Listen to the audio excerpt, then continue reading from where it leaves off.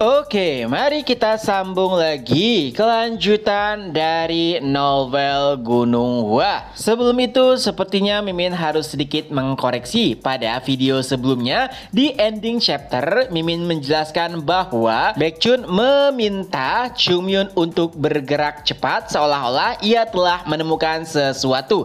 Itu ternyata adalah penjelasan yang salah. Dan yang benarnya adalah Baekjun meminta Chungmyun untuk bergerak sedikit cepat karena memang mereka tidak boleh membuang-buang waktu untuk menemukan tubuh leluhur mereka yang bahkan belum jelas keberadaannya. Dan setelahnya kita pun diperlihatkan sedikit flashback, yaitu tak kalah Chungmyun berbincang dengan juniornya yaitu Chungjin, di mana saat itu Chungjin telah menulis sesuatu. Ya, itu adalah tugasnya yang biasanya sering menulis beberapa catatan yang diberikan oleh pimpinan sekte. Kehadiran Chungmyun tentu saja mengganggu konsentrasi Chungjin, apalagi setelahnya Chungmyun juga melemparkan sebuah gulungan yang harus dicatat ulang oleh Chungjin. Terjadi perbincangan yang panjang di antara keduanya hingga suatu ketika Chungmyun pun bertanya, sebenarnya apa yang tengah kau tulis? Karena selain mengerjakan tugasnya, Chungmyun tahu jika Chungjin juga telah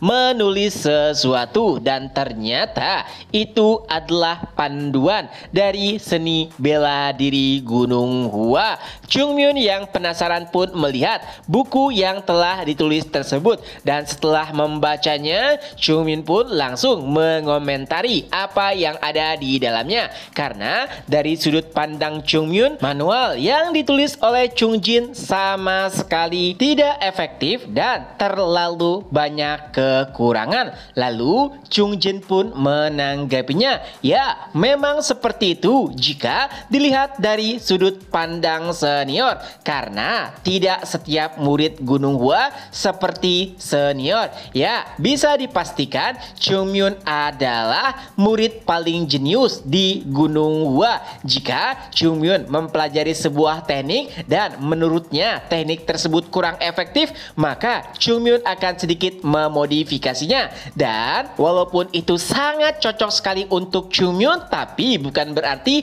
akan cocok untuk murid-murid lainnya. Karena seperti yang dijelaskan di awal, tidak setiap orang jenius seperti Chungmyun. Itulah kenapa Chungjin menciptakan atau membuat sebuah manual yang mana bisa digunakan oleh murid-murid generasi mendatang. Setelah mendengar argumen tersebut, Chungmyun kembali bertanya, tapi untuk apa kau membuatnya? Apakah menurutmu suatu saat kita tidak bisa lagi mengajarkan seni bela diri secara langsung? Dan Chungjin pun berkata, ini hanya untuk jaga-jaga. Siapa tahu suatu saat nanti Gunung Hua akan diserang dan untuk melindungi seni bela diri Gunung Hua, maka buku ini sangat diperlukan. Aku akan membawanya kemanapun itu agar teknik bela diri Gunung Hua tidak akan pernah menghilang. Tentunya Chungmyun sama sekali tidak menyukai penjelasan dari Chungjin karena memang jika ada yang menyerang, maka Chungmyun akan menghabisi mereka semua. Tentu saja perkataan Chungmyun benar adanya. Saat ini Chungmyun merupakan salah satu ahli pedang terbaik di Kongho. Tapi Chungjin tetap menulisnya karena mungkin buku ini akan bermanfaat di masa depan. Dan ada alasan lainnya, yaitu mungkin di masa depan orang-orang tidak ada lagi yang mengingat nama Chungmyun sang Plum Blossom Saint. Tapi namaku akan terus mengingat karena akulah yang menulis buku ini. Ya, itu terdengar seperti sebuah candaan. Dan nampaknya Chungmyun juga menyadari hal tersebut. Tapi Chungmyun juga menanggapinya, Chungjin, tenang saja, mungkin di masa depan orang-orang tidak mengenaliku dan juga tidak mengenalimu. Tapi ada satu hal yang pasti, aku akan selalu mengingatmu. Ya, di antara generasi Chun, Chung Myun lah yang terkuat. Adapun Chung Jin, ia adalah yang termuda. Walau demikian, keduanya nampak begitu akrab. Walaupun mereka seringkali terlihat bertengkar, tapi itu adalah salah satu cara untuk menunjukkan keakraban mereka. Kembali lagi ke masa kini. Sudah beberapa hari berlalu, tapi mereka masih belum menunjukkan kemajuan. Jogul terlihat sedikit mengeluh karena mereka sama sekali tidak mendapatkan petunjuk apapun. Ia takut apa yang mereka lakukan hanyalah kesia-siaan, apalagi sudah 100 tahun berlalu. Yeonjung yang mendengar hal tersebut langsung menegur Jogul, tapi Baekhyun pun menghentikannya. Ia berkata, sebenarnya apa yang dikatakan Jogul tidak salah, tapi itu bukan berarti kita harus menyerah. Mungkin saja jika kita terus mencari sampai 10 hari, kita tetap tidak akan menemukan apa yang kita cari. Tapi bukankah itu lebih baik daripada tidak melakukan apapun? Ya, ini adalah bentuk sebuah penghormatan kepada leluhur mereka yang telah mempertahankan Gunung Hua. Apalagi mereka juga telah menemukan manual book yang ditulis oleh leluhur mereka tersebut, yang artinya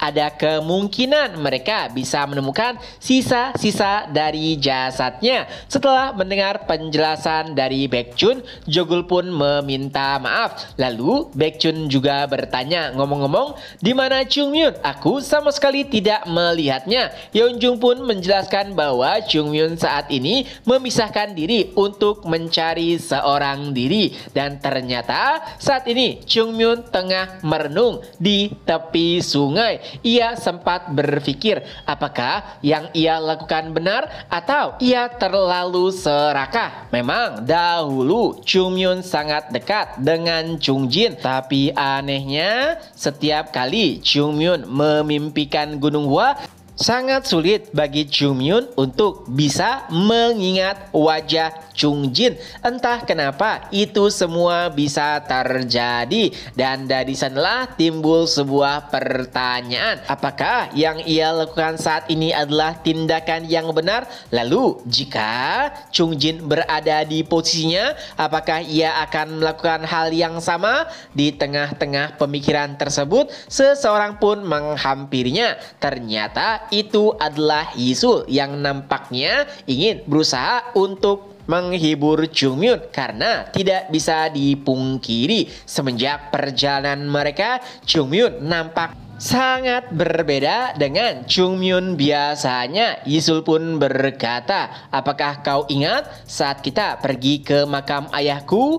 Jika hanya seorang diri, aku tidak tahu apa yang harus aku lakukan. Tapi untungnya kalian semua ikut. Jadi setidaknya mungkin orang tuaku akan menjadi sedikit lebih tenang karena aku memiliki orang-orang di sekitarku. Lalu Chung Myun pun menanggapinya, ayahmu memang tidak memiliki keberanian untuk kembali ke Gunung Hua. Oleh sebab itulah ia bersusah payah untuk menyempurnakan teknik pedangnya. Tapi sayangnya sampai akhir riwayatnya ia sama sekali belum bisa mencapai kesempurnaan tersebut. Tapi ia takut jika meninggalkanmu sendirian. Itulah kenapa pada akhirnya ayahmu mengirimkan surat kepada Gunung Hua. Memang itu semua adalah fakta, tapi Yisul juga akhirnya menyadari sesuatu, karena sepertinya